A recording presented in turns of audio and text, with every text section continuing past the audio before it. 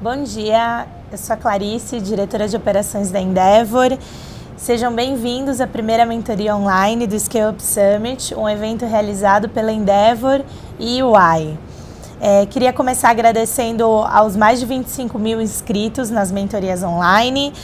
Pedir para vocês não esquecerem de mandar suas dúvidas pelo chat ao lado do vídeo e relembrar que a transmissão é ao vivo, mas no final os vídeos vão ficar gravados para aqueles que não conseguirem assistir até o final. Nessa primeira mentoria de hoje, a gente está aqui para falar de reinvenção. Então, pode ser que você, empreendedor, esteja numa situação difícil, que você não vê alternativa, ou que você já tenha fracassado e está em dúvida sobre como recomeçar e está procurando caminhos para fazer isso. A gente convidou 2 empreendedores Endeavor muito especiais para falar sobre isso. São empreendedores que passaram por momentos muito difíceis, momentos de ter que demitir uma parte do time, um momento de falência, coisas muito difíceis e se reergueram. Então, a gente está aqui para falar desse processo. Queria dar boas-vindas para o Riz e para o Rogério. E acho que seria legal a gente começar com vocês se apresentando para quem está do outro lado assistindo. Legal. Muito obrigado, Clarice e Endeavor, pelo convite. É um prazer enorme estar aqui com vocês. Eu sou Rogério Gabriel, sou presidente e fundador da Movedu. A Movedu é um grupo de franquias de educação. Hoje somos em 1.200 franquias no Brasil e formamos quase 500 mil de alunos por ano. E principalmente sou empreendedor Endeavor também. Oi, Clarice. Bom dia, obrigado pelo convite, bom dia a todos. Bom, meu nome é José Riso, eu sou engenheiro mecânico de formação e empreendedor por paixão. Eu fundei uma empresa com uns amigos chamada Pollux, e essa empresa esse ano completa 21 anos. Lá na Pollux o que nós fazemos é resolver problemas da indústria aplicando tecnologia, muitas delas tecnologias de ponta, tecnologias avançadas. E nessas 2 décadas aí já de trajetória a gente teve inúmeros desafios grandes conquistas, quedas, e a gente se ergueu e a gente está muito contente com o estágio atual da companhia. A Pollux, ela dobrou de tamanho nos últimos 2 anos. Eu acho que até mais importante do que isso, a gente está muito alinhado agora com tendências importantes globais ligadas a essa área de automação industrial, que é a indústria 4.0, a internet industrial. Então, depois de 20 anos, ainda mais motivado do que nunca para seguir nessa trajetória, entendendo que empreender é isso, é risco, é difícil, mas a gente, tendo paixão pelo que a gente faz, a gente leva adiante. E, como ninguém é perfeito, torcedor fanático do Fluminense. Muito bom. Vamos começar com uma pergunta do Eduardo, que trouxe um assunto difícil com bom humor. O Eduardo, ele perguntou: já fali 3 vezes, tem um jeito? Legal. Eduardo, tem sim, E é interessante porque assim, empreender é uma empreitada de risco, Se não há risco, não há recompensa. Então faz parte a gente tentar fazer alguma coisa, não dá certo, e você pode experimentar. Se você fizer uma pesquisa no Google e colocar lá empreendedores que já faliram, você vai talvez até se assustar com a lista. Você vai ter gente lá como o Walt Disney, você vai ter lá o Bill Gates, você vai ter o Henry Ford. Então, assim, você quebrar, dar a volta por cima e iniciar faz parte. Acho que talvez o mais importante nesse caso são realmente as lições aprendidas, Porque se você quebrou uma empresa, importante você entender se foi má gestão, se foi um modelo de negócio que acabou não se concretizando, se houve alguma disrupção. Então, a partir do momento que você aprende, você leva isso para a sua próxima experiência. Então, eu acho que ter falido 3 vezes, eu não fali, mas tive momentos difíceis. Então, eu acho que sim, eu acho que o empreendedor, quem é empreendedor mesmo, ele vai levar adiante.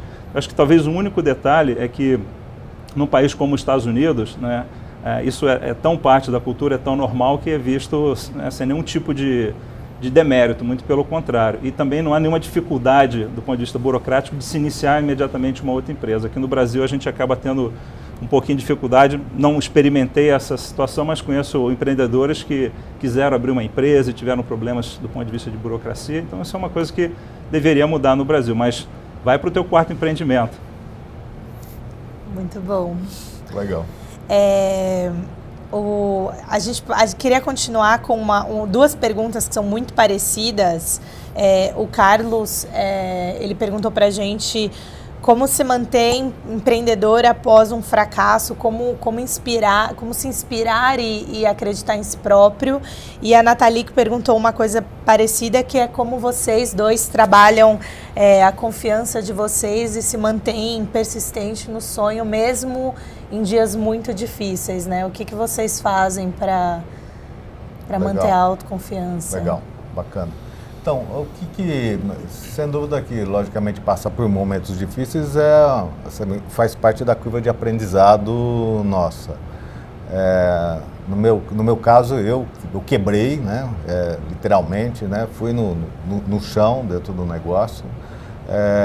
E nessa fase, né, nesse período, que sem dúvida que é um período difícil, acho que o mais importante é o que você aprende com isso. Agora, naquele momento, né, que você está passando por essa história, e algumas pessoas, né, me perguntam, pô, você pensou também em desistir, né, como a pergunta até anterior, pô, falei 3 vezes, né, devo continuar ou não? Até pegando um gancho na anterior, o fato, né, de ter tido problema sérios por 3 vezes, ok, sem dúvida vai para a 4ª, o que não pode fazer é cometer os mesmos erros, né? Voltar, analisar o que eu errei a primeira vez, o que eu errei a segunda vez, para não voltar a cometer o mesmo erro. E além dessa lição aprendida dessa segunda etapa, durante esse período, tudo que é importante, primeiro, desde a parte de casa, porque essa história de que existe, eu sou uma pessoa da empresa e eu tenho que dividir da forma que eu sou em casa, lá eu sou profissional, isso não existe, a gente é uma pessoa só. Então a gente precisa muito, sem dúvida, contar com a nossa rede de apoio, né, com a casa, com os amigos, com a família, dentro do possível de cada um deles, né, você dividir parte disso, porque na medida que você divide, mesmo que não seja com um especialista que você está dividindo, né, você quando coloca isso para fora, faz você refletir, faz você repensar da forma que você está agindo. Então, com as pessoas que você se sentir mais à vontade para isso, é bom fazer isso. Com o time, né, com as pessoas que estão passando por isso, a transparência é a melhor parte que a gente pode estar fazendo. Eu tive, né, no meu caso, eu montei primeiro uma empresa na área de tecnologia, né, então a parte de serviço e de vendas, e a gente quebrou mesmo, mas a gente teve uma transparência grande que eu tive que demitir, né, muita gente boa. Essas pessoas, depois que a gente montou o segundo negócio, que era um negócio do franchising, os primeiros franqueados foram ex-colaboradores que eu demiti no passado, exatamente por essa relação de transparência que a gente teve com eles. E você, Riso? Olha, eu penso da seguinte maneira, acho que a pessoa que é realmente empreendedora, né, e tem isso, ela é apaixonada por empreender. E eu acho que realmente a paixão é a força que faz com que a gente, né, vá diante dos obstáculos e das dificuldades. A maneira como eu penso, né, quando a gente está no momento mais difícil, né, é exatamente o seguinte: todo problema, né, por mais complexo que pareça, por mais difícil que pareça, vai ser resolvido, né, com o tempo. Então, o tempo ele vai fazer com que aquele problema que parecia enorme vai ser diluído, vai ser resolvido e você vai avançar. E à medida que você empreende, né, problemas que eram muito grandes no início vão se tornando cada vez menores e mais fáceis de serem resolvidos. Então, assim, a experiência ela colabora nesse sentido. Eu acho que realmente aquele empreendedor por vocação, que tem paixão, ele vai passar por isso. E aí a única dica que eu tenho é justamente essa, né? Às vezes a gente está diante de um problema que naquele momento nos afeta muito de forma psicológica, etc. Mas às vezes eu penso assim, poxa, eu estou com esse problema, parece tão grande, mas quantas pessoas no mundo estão com problemas muito maiores do que esse, que trocariam facilmente a situação delas por esse problema que chega a ser ridículo. Então, a maneira como eu me mantenho motivado é assim, por mais que os problemas venham, eles vão se tornando cada vez mais fáceis de ser resolvido, e a minha experiência é de que mesmo aqueles problemas imensos, né, com o tempo serão resolvidos e você vai seguir adiante. Então, acho que isso serve como estímulo, né, diante de cada obstáculo para você não desistir e ir adiante. Legal, muito bom.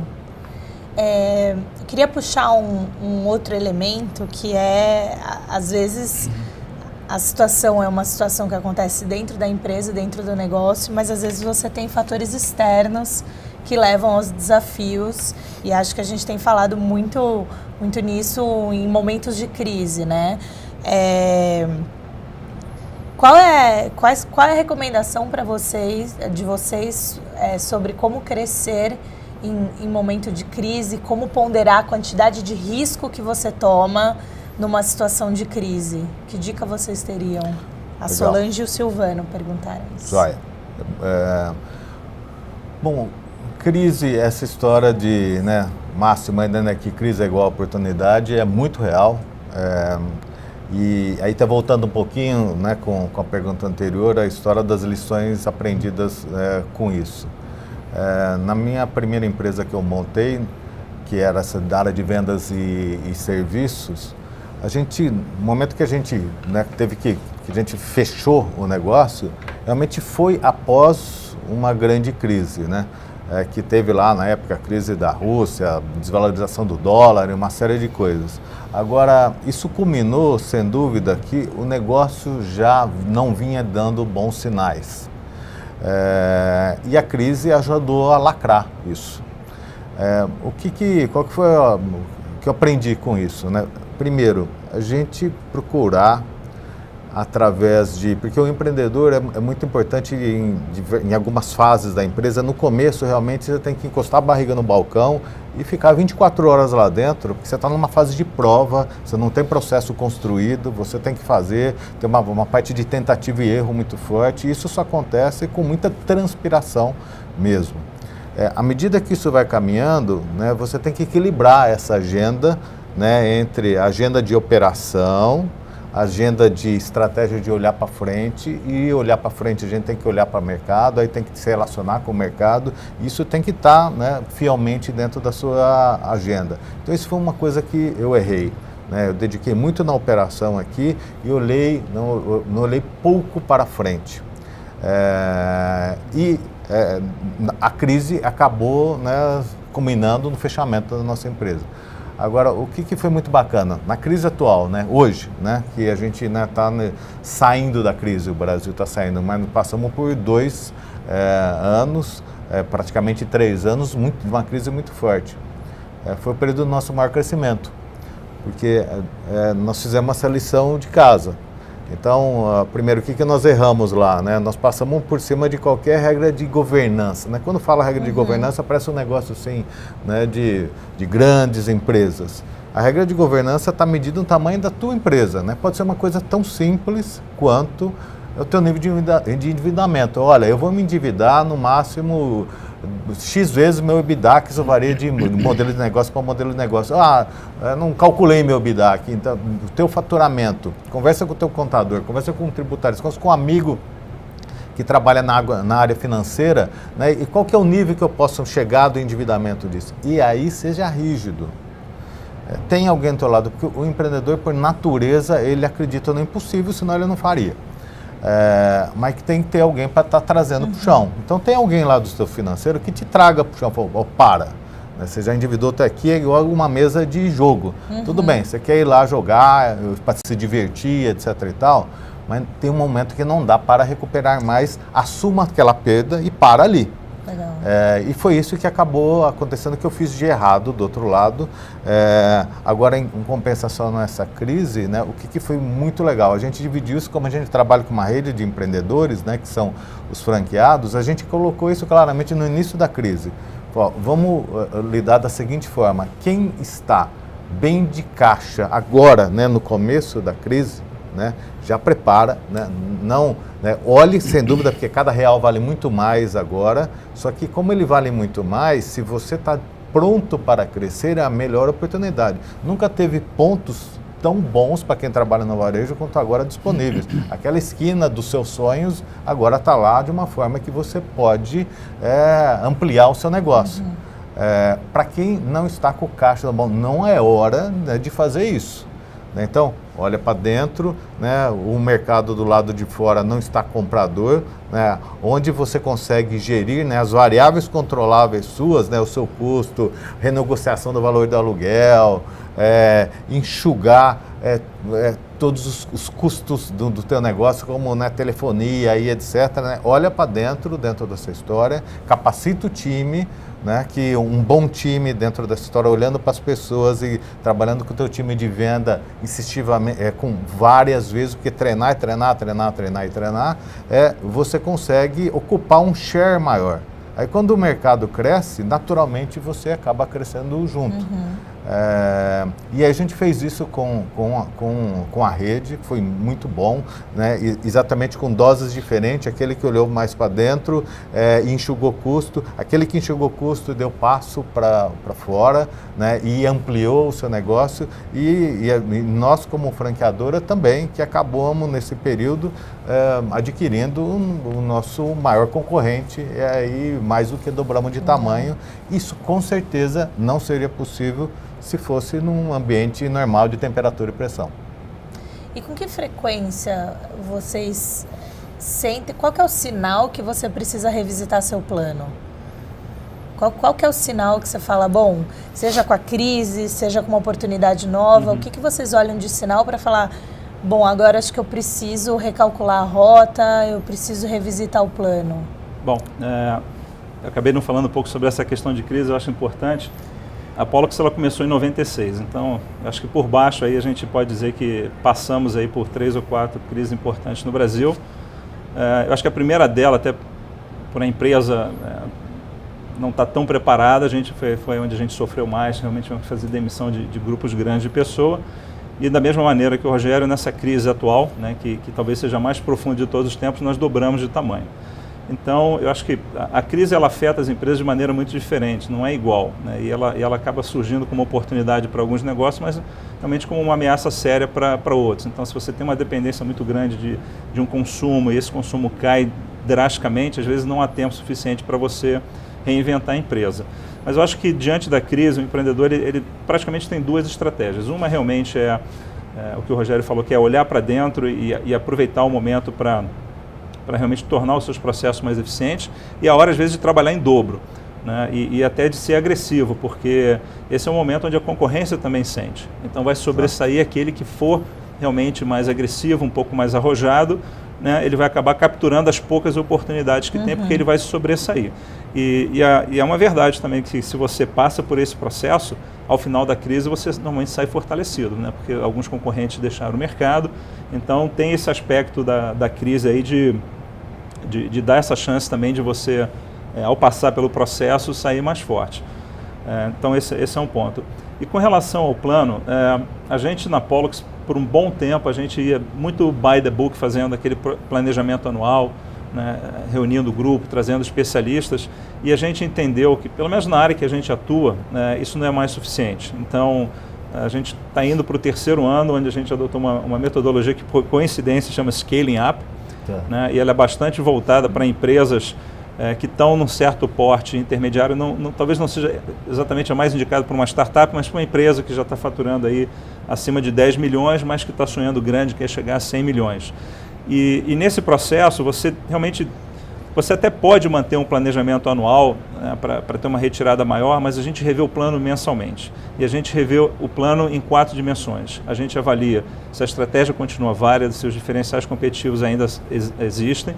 E é interessante que quando você faz isso todo mês, você acaba percebendo nuances, que se você deixa para o final do ano, pode ser tarde demais. A gente avalia se a gente está executando bem, se as pessoas, né, que estão na empresa são as pessoas certas, se estão preparadas, e o caixa. Né? O caixa é muito importante. Na verdade, o que quebra a empresa é problema de fluxo de caixa. Então, você não pode esperar um ano para ver, né, se a situação de caixa da companhia está saudável. Então, a gente passou a fazer isso todo mês. A vantagem é que se torna um processo muito mais rápido e aumenta muito a nossa sensibilidade em relação a essas variáveis de mercado. A gente acaba capturando muito cedo qualquer movimento da concorrência, né, uma nova tecnologia que possa ajudar a gente, e implementa imediatamente. Muito legal.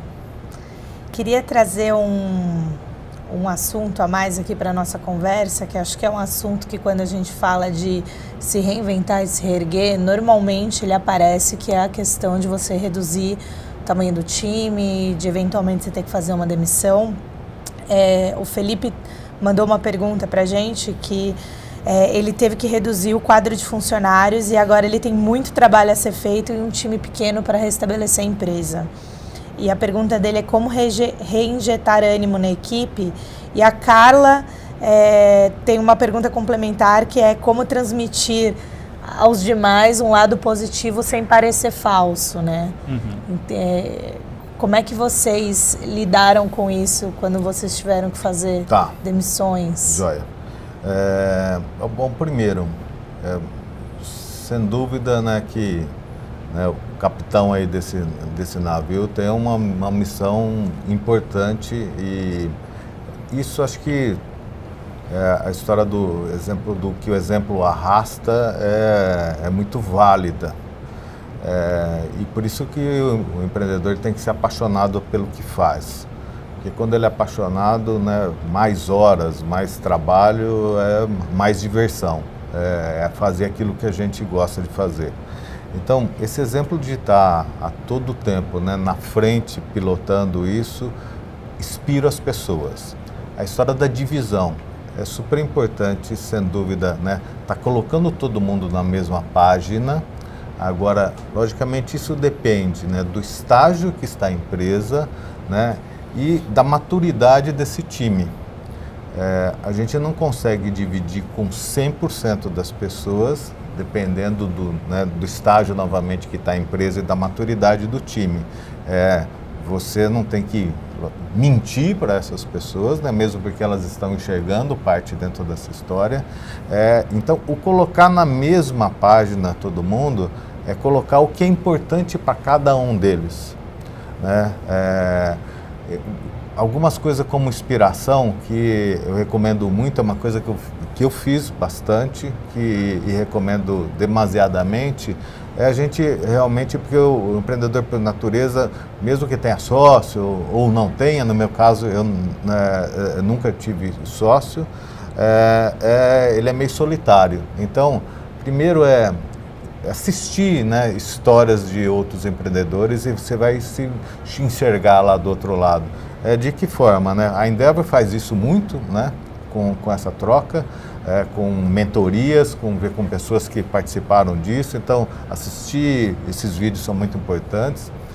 Ler livro de empreendedores, você vai ler um livro lá do empreendedor, o cara é um super sucesso, você vai achar que o cara, né, nasceu um gênio e só foi, a vida dele foi uma subida em cima da outra e subir no palco e receber prêmio o tempo todo. Mas não é, né? É assim. Sobe, desce, sobe, desce, sobe, desce. O importante, novamente, é cada descida um aprendizado e vamos subir um pouquinho mais. Então, ler e ler até em conjunto, né? Pegar aquilo que você leu de legal dentro dessa história, grifa, tira uma parte dessa, né, do time para poder estar fazendo isso. Divide um pouco dentro dessas histórias com eles para poder, se a tua história naquele momento não está inspiradora, busque isso com o mercado, né? Referências com isso, né? E divida essa história com as pessoas para poder estar inspirando. Olha, eles chegaram lá, puta, vamos ser nós também uma referência para frente dentro disso. Nós, como trabalhamos também em redes, tem bastante dessa história, porque às vezes tem uma franquia aqui e uma franquia aqui, vendendo, né, trabalhando com o mesmo produto, com a mesma forma, com o mesmo treinamento, e aquela região, né, por algum momento ali não dão com boas referências. Você traz uma referência do outro lado, né, a pessoa se vê, troca, vê quais são os problemas, vê que é possível, porque a gente, em alguns momentos, acha, eu não vou conseguir passar daquele outro lado da ponte. Não, é possível poder estar passando, se referencia e o importante é levar o time. Então, uma parte muito importante da nossa história, que é porque nós estamos transformando as lojas em escolas, né? E problemas até na cabeça. Quando nós fomos montar a primeira, eu lembro de montar a primeira, né? A gente estava numa sala parafusando mesa para poder colocar os computadores lá para poder dar aula. E aí um dos colaboradores que está com a gente até hoje, pegou e virou, e ainda bem que ele expressou, né? Falou, pô, Rogério, será que a gente está certo isso? Pô, nós confiamos em você, mas nós vamos sair de venda para ir para poder serviço e educação, né? A gente não conhece nada disso. Aí o que eu notei naquele momento? Porque eu antes, os recursos que eu tinha na época, que né, era um pouco de gasolina no carro para rodar o mercado e fazer uma pesquisa junto com isso, e lia a respeito, eu estava convencido que era bom, as pessoas não estavam na mesma página. Aí acabamos de montar aquilo, falou, gente, amanhã nós vamos visitar algumas escolas. E aí coloquei todo mundo no carro e fiz o mesmo tour que eu tinha feito. No final, né, dessa viagem, estava todo mundo alinhado, puta que legal, vamos junto e etc. Confiantes. Exatamente, confiantes que a gente realmente tinha uma oportunidade na mão para a gente poder dar espaço. Legal. E você, Riso, como é que foi na sua experiência? Bom, eu acho que o primeiro aspecto hoje a maior parte das empresas, né, que estão crescendo são empresas de serviço, são empresas de tecnologia, e nessa circunstância acaba que realmente o time tende a ser o grande custo da companhia. Quer dizer, a empresa para estar crescendo de forma saudável, ela tem que realmente gerar uma receita que comporte a equipe, né? No nosso caso de engenheiros, programadores, etc. E aí, realmente, diante de uma situação muito difícil, que você não vê como virar no curto prazo, você pode se ver realmente diante da decisão de ter que deixar essas pessoas irem, né? Eu acho que aí depende muito do empreendedor, de como ele enxerga as pessoas do time. Eu sou uma pessoa que eu me apego muito ao time. Eu sou daqueles que chega e antes de ir para a minha mesa eu passo pela empresa, cumprimento todo mundo, né, me informo do que está acontecendo. Então, depois de um certo tempo de convívio, você cria uma certa, até realmente amizade. Então, isso torna o processo um pouco difícil, mas tem que ser feito. Eu acho que nesse caso, a maneira correta é realmente fazer com todo respeito, com toda a transparência, tanto com os que estão saindo quanto os que estão voltando. Eu acho que isso feito dessa forma é a maneira como funciona. E para os que ficam, né, e que acabam assumindo aí uma carga grande de trabalho, né, como a pessoa perguntou, eu acho que não tem nenhum outro motivador como o exemplo do líder. Quer dizer, se nesse momento o time tem que trabalhar dobrado, você tem que ser o primeiro a chegar, você tem que ser o último a sair, né? Essa é a única forma realmente de quem está lá sentir que você está trabalhando para trazer a empresa novamente para um rumo de crescimento. A gente teve um caso na Pollux, eu me lembro que a gente estava com uma equipe relativamente reduzida e nós trouxemos um volume grande de projetos para a empresa, e isso criou realmente esse clima assim de ter que trabalhar muito forte, depois do horário, finais de semana, sob uma pressão muito grande.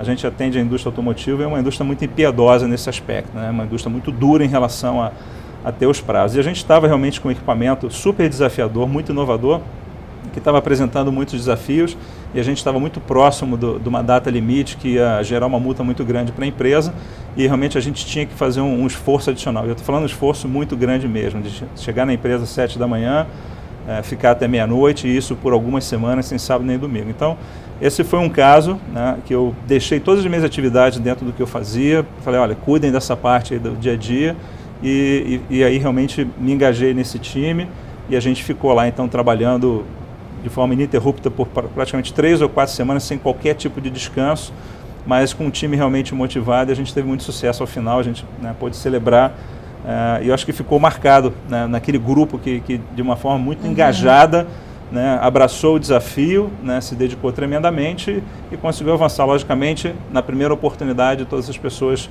foram recompensadas, né, e reconhecidas pelo trabalho. Então, acho que no momento da crise, realmente é o capitão que tem que arregaçar as mangas, mostrar serviço e mostrar que ele não está ali para brincar. Muito bom. Acrescentando mais um elemento à nossa conversa, falando ainda de pessoas, queria trazer o assunto de sociedade. Sei que o Rogério falou que não teve sócio, mas a gente tem muitas experiências até por outros empreendedores, sim, por outros mentores. Acho que em momentos mais desafiadores existe a chance dos sócios estarem pensando diferente, estarem querendo coisas diferentes. Então, acho que tem duas pessoas, o Cid e o Marcelo, estão perguntando coisas parecidas, né? Quando os sócios não estão no mesmo movimento, como fazer para você se reinventar e reinventar o negócio, e também quando você tem um embate, uma disputa entre sócios, como lidar com isso, e às vezes até pode prejudicar o faturamento e vendas. Como é que Quais são as dicas de vocês para essa situação? Não sei se o Riso quer começar, que já tem acho sócio, que nesse caso o Rogério está mais tranquilo, né? A Apollo sempre teve sócios desde o início, né? Nós somos 7 sócios hoje e é super importante. Eu acho que eu tenho, ouvindo muita história de empreendedores e de situações onde empreendedores perderam amigos no processo, etc. Eu acho que eu tenho sorte de ter juntado um grupo que de certa maneira se entende, que a gente consegue alinhar as expectativas. Mas eu consigo realmente ver um problema grande, porque assim, quando a empresa cresce, é muito comum que você tenha uma confusão entre a pessoa que é acionista da companhia, que tem uma parte da empresa que é sócio, sejam cotas ou ações, e quem efetivamente é o executivo que está tocando. Então, em muitas situações, as coisas se misturam. A pessoa ela é sócia e também é o executivo da empresa. E a pessoa que é sócia, ela tem um pouco esse sentido de propriedade, eu sou dono, e realmente ela é. Mas eu acho que a empresa ela chega num momento onde você tem que ter realmente o cuidado de separar as duas coisas. A sociedade, os sócios são aqueles que investiram na empresa de uma forma ou de outra, e querem ter o retorno sobre esse investimento. Os executivos têm a missão de realmente levar a empresa adiante. E às vezes as coisas se confundem e às vezes o sócio que é executivo ele pode chegar num ponto onde as competências já não estão mais apropriadas para o ritmo de crescimento que a companhia está. Então aqui realmente você chega ao momento de decisão. E é muito comum, principalmente em momentos onde há muitas variáveis, que você não tenha consenso entre esses sócios. Aqui eu acho que praticamente existem duas possibilidades. E outra coisa, não ter consenso é bom. Tá? Assim, você ter pessoas que pensam diferente é importante para a empresa, para gerar uma discussão. Mas é muito importante que ao final dessa discussão uma decisão tenha sido tomada e que todos se alinhem nessa direção. Porque se a empresa segue com um sócio pensando de uma maneira e de outra, realmente a coisa não vai adiante. Eu acho que se você chega nesse momento, basicamente só tem duas coisas a fazer. Ou os sócios, numa conversa muito franca, se alinhem e decidam seguir na mesma direção, ou você pode chegar num momento de ruptura onde você vai ter que puxar lá o velho acordo de acionistas e exercer ali a posição de quem tem realmente o controle e criar uma ruptura na empresa para que ela siga. Então, não vejo como uma empresa avançar se as pessoas no comando têm visões diferentes e não conseguem um alinhamento. Sim. Apesar de você falar que eu estou tranquilo, mais ou menos. Na verdade, eu não tenho um sócio, eu tenho 1.200 sócios. O que acontece dentro do nosso modelo, que é o modelo de franchising, nós trabalhamos com franqueados e masters franqueados, são investidores, eles colocaram o seu dinheiro para poder empreender. É lógico que a relação contratual é uma relação diferente, mas é uma relação de sociedade, porque tem algumas coisas que eu vejo como muito importantes, que foi o que o Riso colocou aqui, é realmente o alinhamento, a provocação, pensar diferente, ter as formas de poder buscar um melhor resultado, elas precisam ser provocativas para a gente poder, inclusive com cobranças e etc., para a gente poder ir mais longe. O importante nisso é realmente no final, tá todo mundo de mão dada, então é aqui que a gente vai, E no modelo que nós estamos falando, no modelo do franchise, isso é essencial. Acho que tem 2 exemplos muito importantes que aconteceu com a gente, muito recente, com essa aquisição que a gente fez agora recentemente. E a empresa que nós adquirimos eram concorrentes frente a frente até ontem. Então, desde o time de colaboradores, então no meu caso especificamente, onde eu mais me dediquei foi em gente e comunicação. Então, esses pilares eu trabalhei logicamente amparado pelo time, mas liderei muito esse processo. Tem uma outra parte numa aquisição que é importante, que é a parte de tecnologias e processos, mas eu especificamente me dediquei muito a esse. Então, de que forma? A partir da equipe, porque nós buscamos que as pessoas dessa empresa viessem junto, o time de liderança. Uma boa empresa performando. Agora, são culturas diferentes nisso. Então, eu me dediquei pessoalmente nisso, visitei a empresa, falei com eles, no processo de comunicação, buscamos fazer da forma mais rápida possível e, na sequência, né, ou melhor, ao mesmo tempo, a gente foi falando com os franqueados. Então, no primeiro dia de comunicação, que foi um dia, sem dúvida, importantíssimo, porque uma coisa é a comunicação chegar da forma que ela tem que chegar, a outra é um contar para o outro o que achou que vai ser. Sim. E isso tem que partir, eu trouxe realmente isso para mim, tem que ouvir de mim, que eu, né, sou o responsável por isso, né, e para onde que a gente vai. Então, nós colocamos as pessoas em hotéis, porque não sabia antes da comunicação, então ficou um grupo no hotel, o grupo no hotel do outro lado da quadra, para a gente poder dar tempo de fazer isso, e foi falando com cada um desses grupos sala a sala. O que foi muito legal, foram assim, 7 reuniões num dia e depois, passado mais outro dia, eu rodei com o time todas as capitais, falando com todos os grupos de franqueados. Foi, assim, uma das melhores coisas que a gente fez, porque a pior parte dentro dessa história, né, é realmente o desalinhamento de sócio, o desalinhamento de colaborador, né, as pessoas olhando para lados diferentes ou não remando, ajudando a remar. Para você poder puxar o barco sozinho é muito mais esforço. O segredo é a comunicação, exatamente, a transparência. E muito mais difícil. A partir do momento que você realmente comunica, a pessoa tira a dúvida que ela tem com ela com relação a isso, então beleza, então é para lá que vamos remar, então vamos remar junto com isso. Legal, muito bom. Tem uma pergunta que está aparecendo bastante aqui no chat, que acho que é uma dor de muitos empreendedores. Vocês falaram da questão de...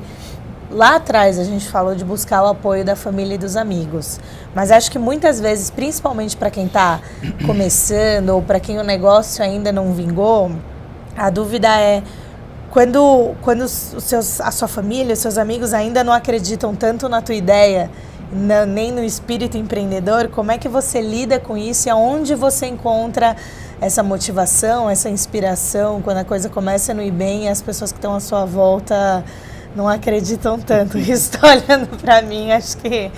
Não, eu tô olhando o filme aí?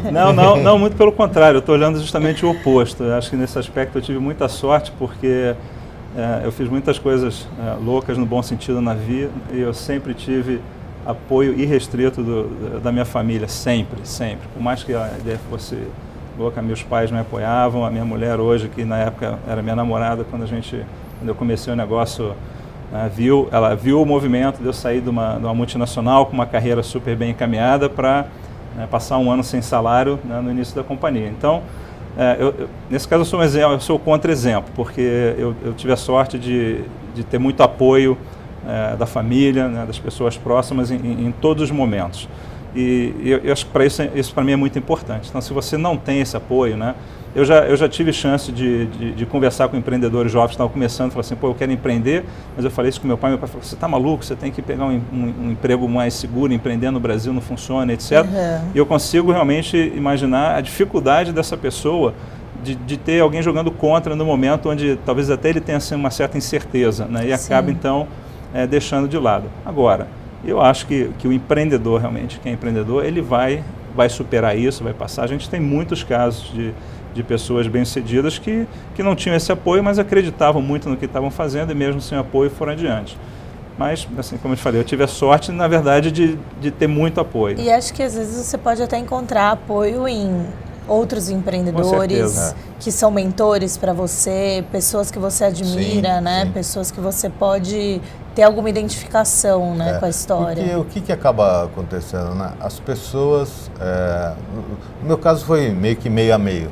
As pessoas que gostam de você, para quem, pai, mãe, sabe disso, você não quer ver quem você gosta sofrer. Isso é comum. Então, empreender é risco. Então, acho que a primeira pergunta realmente que você tem que fazer para você é se você topa pular de paraquedas. E se a adrenalina de pular de paraquedas vai te fazer feliz. Agora, puta, não, eu não topo, tem um monte de jeito de ser feliz. Você pode empreender, você pode empreender. As empresas, né, a grande maioria delas, a nossa, o que a gente quer, são empreendedores, né? São pessoas que ousam com a gente, que se arriscam. Hoje, elas também se tornam sócias, né? Nós temos uma relação de stock option, né, dentro da empresa para isso. Então, meça aquilo que você quer fazer. Eu me inspirei dentro de casa, né, vendo uma família de empreendedores, mas o que acho que... E cada um busca apoio de um lado. Uhum. A minha mãe sempre foi uma pessoa muito motivadora, né, do acreditar, de trabalhar, sem dúvida, do jeito dela e com certeza ela acabou me dando um presente enorme que é uma autoestima, né? Acreditar que é possível, etc. Né? O meu pai, apesar de um empreendedor, meu grande inspirador, né, para poder ter empreendido também, talvez pelos problemas que passou e também teve sérios problemas, né? Graças a Deus superou e etc. Mas eu até imagino, ele fala, puta, esse cara vai querer sofrer que nem eu, para depois atravessar e etc. Talvez quisesse poupar um pouco dentro dessa história. Mas a partir do momento que realmente você topa, vê que realmente correr risco faz parte do seu DNA, tem que ser meio teimoso. Né? É assim que as coisas vão realmente poder estar acontecendo e buscar realmente dentro da tua rede de apoio, se não vai ser 100% das pessoas ali que vão acreditar nisso, parte deles vão achar que você é maluco, mas vai ter lá, no meu caso também, minha esposa já era minha namorada, né? Me dava esse apoio também, né? Uhum. Talvez, acho que por ser jovem também, topando mais risco, etc. Né? Então, alguns olhavam, achavam que era meio maluquice eu ter pedido demissão de uma carreira legal que eu podia estar seguindo e outros apoiando e você, sem dúvida, tem que fazer o que gosta, porque quando a gente faz o que gosta, você vai... O que faz um maratonista, né, doido, né, correr lá 42 quilômetros na velocidade que ele corre e ter um ritmo de vida, um tipo de treinamento, uma alimentação diferente. A vida é a vida do maratonista, de um outro, né, atleta. No maratonista, talvez pela resiliência que ele tem que ter, faz com que ele seja a paixão. Né, e o empreendedorismo não é diferente disso. Acho que aproveitando um assunto que você falou sobre o Riz, eu conheço um pouco da história dele também, então eu sei, tem muita gente no chat que ainda é funcionário, ainda é executivo e está se preparando para empreender serviços, varejo. Eu acho que seria legal vocês contarem um pouco de o que não pode faltar nessa reflexão do vou pular ou não de paraquedas. E, sei lá, dicas que vocês gostariam de ter ouvido antes de começar, coisas que são importantes e que não pode faltar antes de pular de paraquedas. Bom, acho que a primeira mensagem, empreender é realmente apaixonante. Né? Você sai, né? Então vamos falar aqui um pouco para as pessoas que estão hoje nessa posição, né? Estão empregadas, né?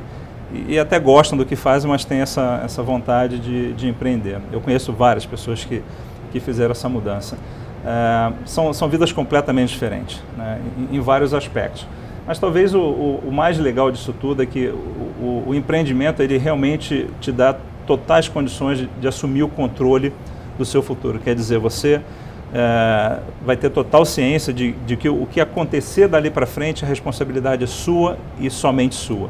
A gente vê muitos executivos falando assim, eu penso assim, mas meu chefe me bloqueia, ou né, a empresa decidiu fazer isso. Então você realmente dentro de uma corporação, você está limitado à estratégia da empresa, então se você pensa diferente, você na verdade tem que seguir no rumo. A partir do momento que você passa a empreender, não tem mais ninguém, lógico, em algum momento você pode trazer um investidor, você passa a ter um conselho, as coisas mudam um pouco, você né, passa a ter que responder a alguma forma de estratégia.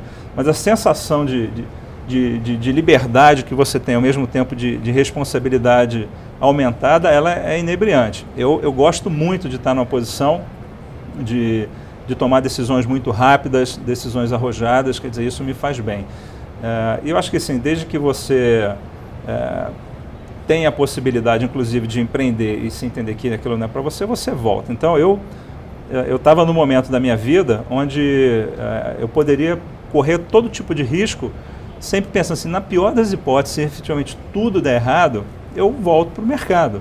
Eu não tinha dúvida de que esse movimento seria possível. O que eu não ia conseguir conviver é com essa dúvida eterna de não empreender, seguir pensando, né, que eu poderia ter aprendido. Acho que a pior coisa é isso, é a pessoa que está lá na frente e fala assim, poxa, lá atrás eu tive essa ideia, eu podia ter empreendido. Pô, tive uma ideia, não fiz nada, alguém foi e roubou a minha ideia, né? Eu tive com o Marcelo Salles semana passada, ele falou assim, esse negócio de empreendedor, pessoas que pensam que roubaram a minha ideia, isso é uma falácia, porque assim, a ideia não tem nenhum valor se você não vai lá e executa. Exatamente. Né? Então, eu acho que faz sentido arriscar. Logicamente, a gente também tem que ser justo no sentido de que esse risco é um risco real, não é aquela coisa que você foi, brincou, não gostei da brincadeira e volta. A partir do momento que você avança, né, você mexe realmente com dinheiro, dependendo do empreendimento com volumes grandes, e você pode realmente, por exemplo, vir a perder o seu patrimônio nesse processo, ter que recomeçar. Então, assim, acho que tem que ter ciência de que não é um risco fictício, é um risco real. A partir do momento que a empresa se endivida, você como principal sócio empreendedor, certamente é quem está dando ali o colateral, o aval de todas as operações. Se aquele negócio não der certo, vai sobrar para você. Então, acho que tem que entender que é um risco real que você está disposto a correr. Agora, passar a vida achando que é empreendedor e não fazer, deve ser um martírio muito grande. Imagino, é verdade. O César, ele está aqui pedindo um conselho para vocês, que eu tenho certeza que é um conselho que vocês passaram. Ele está numa fase de, fez MVP, validou, mas o dinheiro acabou. Está criando tração e o dinheiro acabou. A pergunta dele é, o que fazer até você conseguir ganhar fôlego financeiro ou encontrar um investidor, né? Então, como você continuar remando, sendo que talvez o dinheiro venha numa velocidade diferente ou não na esperada. Eu tenho certeza que isso é uma coisa que todo empreendedor em algum momento viveu isso. Como é que vocês lidaram com isso? Eu acredito, talvez o Riso, pelo modelo de negócio dele ser diferente, pode contribuir mais com isso, mas o que, no nosso caso, que a gente pode contribuir com essa história primeiro, né? Quando nós montamos um negócio lá atrás, não existia capital de risco, né? A gente tinha que ir crescendo só organicamente e com o dinheiro que tinha no bolso e gerando caixa e etc. O que acontece com esse modelo? Ele tem uma coisa super legal, que traz o negócio de você realmente olhar para centavos, né? Porque isso tem valor grande. Só que ele tem uma curva de crescimento menor, porque ela está exatamente atrelada ao potencial de investimento que você pode, de capital que você pode estar fazendo dentro disso. Né? E hoje, no nosso negócio atual, é um negócio com modelo de geração de caixa. Então, a experiência que a gente tem para trocar disso se você tem o dinheiro necessário para poder crescer 100%, se você não tem o dinheiro para crescer na velocidade que você esperava, cresce com o dinheiro que você tem atualmente no bolso da companhia para isso. Essa é uma dificuldade bem comum, né? Porque dinheiro não é tão fácil, principalmente aqui no Brasil. Então a gente está falando assim, se você vai ao mercado, ao banco, existe uma série de restrições, todo mundo conhece a questão das garantias, e mesmo que você consiga o capital, né, o custo é excessivo. Né? Então assim, é muito difícil você ter um negócio que funcione de forma saudável sendo financiado por um banco privado. Não é impossível, um negócio muito bom pode dar certo, mas não é muito fácil. Então, acho que é um sentimento muito grande de frustração quando você você tem ali na mão o produto, o serviço, né, e você quer levar isso adiante, e você tem essa dependência de levantar capital. E levantar capital não é um processo fácil, né, porque se ele não depende completamente de você, você pode estar super preparado, você tem o pitch, mas você vai chegar em muitos investidores, né, e assim, a gente já passou por esse processo em diferentes fases da empresa, né, e você vai dizer, mas esse ticket é pequeno para mim, esse ticket é grande para mim, isso aí não está alinhado com a minha tese, eu estou buscando empresa assim, quer dizer, então você vai ouvir muitos nãos no processo. O ideal é que você tenha um negócio que gere um mínimo de caixa para que você não pare de funcionar, né, ou não possa começar. Porque o negócio que é bom mesmo, né, ele deve gerar um mínimo de receita para você levar a empresa do ponto A ao ponto B. Isso. Logicamente, você vai ter a visão assim, poxa, agora com mais capital eu consigo acelerar. Ou pelo menos para você se manter enquanto você está tentando capital, ou você está tentando inclusive, assim, um investidor que você acessou lá no início... Dosa o crescimento, né? Exatamente. Você tem que crescer dentro das suas possibilidades até que a injeção de capital aconteça. Exato. E é muito comum você acessar um investidor num ponto da sua empresa, onde você está no PowerPoint, cara, bacana, mas assim, não tem tração. Você pode voltar um ano depois e falar assim, olha, eu agora não estou mais no PowerPoint, agora eu já tenho isso, e olha só, para crescer eu preciso de tanto. Então, não dá, você nunca tem certeza absoluta de quando o capital vai entrar, principalmente se está vindo de um angel, de um VC. Então, acho que você tem que ter um negócio que ele consiga minimamente se manter, ter um crescimento que talvez não seja o ideal, mas que você consiga mostrar para em algum momento você atrair o investidor e aí poder realmente meter o pé no acelerador. Legal, muito bom. Bom, como vocês sabem, aqui é super dinâmico, eu vou recebendo várias perguntas e quando vou dar uma desviada rapidinho, quando o Rogério falou de franquia, começaram a surgir algumas perguntas de franquia. E tem uma pergunta da Marta que ela fala, bom, quando um colaborador não segue os valores da empresa, você pode demiti-lo. Mas e quando isso acontece com um franqueado? Então eu queria dar uma desviadinha, porque é uma dúvida que está aparecendo bastante aqui. Então se você pudesse falar rapidinho, como você tem muitos franqueados, quando acontece isso de você ter um franqueado que não tem os valores da empresa? É por isso que eu comentei que eu tenho 1.200 sócios, né? É muito importante a história, não só com...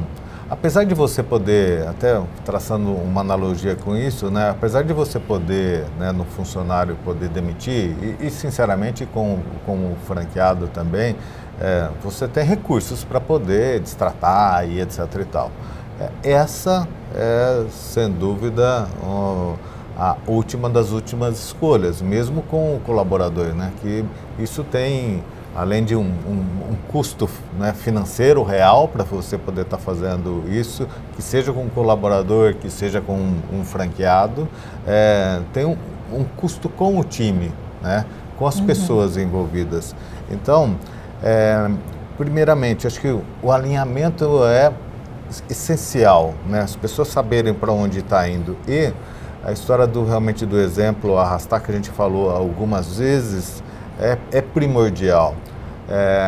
As coisas realmente, o que você está falando, você está fazendo. O que você se comprometeu, você entregou. O que você se comprometeu e não conseguiu entregar 100% daquilo, que seja claro também com todos. Essas coisas vão criando uma relação de confiança, exatamente como uma relação matrimonial, né? Porque você com a sua esposa, com o seu marido, com o seu cônjuge, você vai ter problemas, né? Um casamento vai passar por isso, vai passar por prova, vai ter problema com um filho, vai ter problema com desalinhamentos se foram criados em casas diferentes. E à medida que essas coisas vão acontecendo e as conversas vão se alinhando, vai chegando um pouco para lá e um pouco para cá. Preferencialmente, né, dentro dessa história, né, de uma forma realmente clara. Depois de passado por esses problemas, o que vai acabar acontecendo na relação, no outro dia ela vai sair mais fortalecida. Então, e com a rede é exatamente assim. Nós já tivemos, sem dúvida, né, diversos problemas, né, em alguns momentos, exatamente com um time de colaboradores, alguns desalinharam 100% dentro dessa história, e aí também tem a parte difícil dessa história, né, que a gente tem que passar. Você tem que demitir, ou você tem que destratar, você tem que peitar esse problema, e aí isolar isso para poder continuar com o time alinhado para o outro lado. Mas não é muito diferente de uma relação nesse sentido. O que aumenta, sem dúvida, é porque, no caso de um colaborador, ele coloca o seu capital intelectual, né, dentro desse negócio. O franqueado, ele coloca o capital intelectual e o financeiro dentro dessa história. E ele tem uma relação, sem dúvida, de cobrança mais forte dentro disso. Legal. Muito bom. A gente está chegando na reta final do nosso papo. Eu queria trazer um pouquinho, falar um pouquinho de vocês. Então, o Eduardo está perguntando qual é o hábito, se vocês pudessem citar um hábito de vocês que vocês acham que te ajudou vocês a chegarem onde vocês estão hoje? Bom, eu sou uma pessoa sem muitos hábitos, né? Eu acho que se a pessoa está esperando assim, você faz meditação todo dia, você corre todo dia e etc. Eu tenho uma vida há 20 anos que ela não tem rotina, né? A cada dia eu estou em contextos diferentes, com pessoas diferentes, em lugares diferentes, e eu gosto disso. Talvez o meu hábito seja esse, de estar em movimento continuamente. Talvez assim, para ser justo, eu tenho um hábito de leitura que me acompanha desde criança, né? E eu tenho muita curiosidade. Então, toda vez que um assunto desperta a minha atenção, eu fico muito interessado em entender aquilo. E aí eu baixo no Kindle os livros a respeito, eu vou na internet procurar. Então, acho que talvez esse seja assim um hábito, né? Eu, inclusive, faço isso no final de semana. Eu tenho muita curiosidade em entender, né, novas tecnologias que surjam, né, qualquer tipo de mudança nas tendências. Então, assim, eu procuro estar muito ligado para onde o mundo está indo, né? E eu acho que talvez esse seja parte aí do que tem me levado a avançar. Acho que um outro hábito legal que você citou foi o de sempre dar uma rodada na empresa, conversar sempre com as pessoas. Eu adoro. Esse é um hábito bem legal. Eu gosto bastante, quando eu estou lá. Bom, no meu caso, assim, pessoal, tem algumas coisas assim que me ajudam bastante. Já há um bom tempo, e cada um é de um jeito, né? Não tem fórmula certa, mas eu sou muito do dia, né? Então eu gosto de acordar muito cedo, e acordo muito cedo mesmo, então acordo 5h20 da manhã, tô de pé. E para mim, ir na academia e correr, eu sou hábito de corrida de rua, isso para mim faz muito bem. E tem gente que gosta muito disso de noite ou faz outro tipo de atividade. Mas por que faz bem? Porque, lógico que a gente faz muito que gosta, o empreendedor é um cara apaixonado e etc. Mas o nível de pressão, de estresse é grande. E para algum lugar ele tem que sair, né? Então, ou ele sai num esporte, ou ele sai em um outro tipo de atividade, porque senão ele acaba saindo, né, num nível de estresse que você vai subir com o time, com a sua família, na bebida, na comida, no cigarro, para algum lugar ele vai ter que escapar. Então, o que ele escapa? Por um lado bom. Então, eu pratico esporte diariamente. Eu gosto muito de motociclismo desde de moleque. Então, o meu hobby é andar de moto. Então, final de semana, para mim, tem que ter motocicleta. Tem que ter motocicleta. Gosto de fazer isso. A minha parceira também, né? Já me conheceu desse jeito, ela não foi enganada. Então, ela também é parceira para a gente poder estar viajando juntos. Isso me faz um bem enorme, zera a cabeça. Você olha para... Tem relacionamento também com pessoas, nesse caso, que tem outro tipo de paixão, porque a gente procura similares, né? E tem uma coisa que a gente mais gosta no planeta de falar de negócio, né? Então, os meus amigos, né, a maioria deles são. Aí na hora que você vai para um grupo de motociclismo, um grupo de corrida de rua, é outra conversa, né? E você desliga, vai para outro canal. Com relação à empresa, né? Eu vi até do Riso, e a história é realmente de paixão, né? Eu gosto de andar pela empresa. Eu estou para ver um empreendedor que não gosta de rodar e ir lá estar conversando com as pessoas. A minha sala é uma sala falando de hábitos, isso é uma sala que é proibido bater na porta para entrar, né? Se eu estou em alguma reunião, é porque eu estou em alguma reunião e aí isso aí está claro e é lógico que vai ter uma limitação para isso. Mas caso contrário, entrar e para a gente poder trocar. E de hábito de leitura, a gente, né, todos nós, né, tendemos, acredito que, né, a história que o Riso comentou, nós temos que estar, primeiro, gostar daquilo que faz, você vai acabar buscando leitura com relação a isso.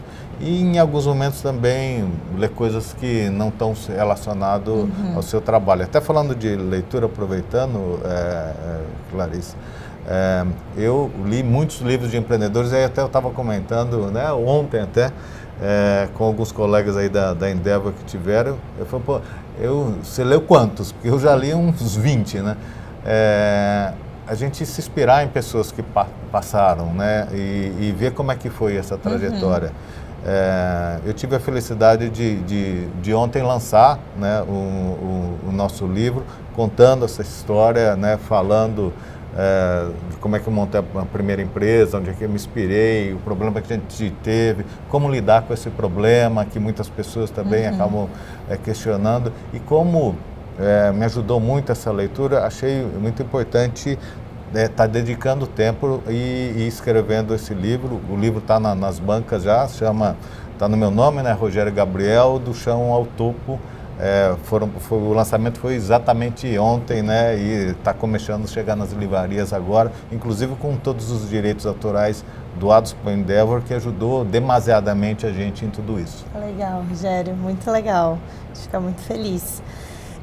Eu queria terminar com a pergunta da Júlia, que perguntou se vocês pudessem dar uma única dica para vocês mesmos quando começaram, qual seria? Bom, eu queria falar duas coisas. Eu queria responder a pergunta dela e eu queria deixar uma mensagem final.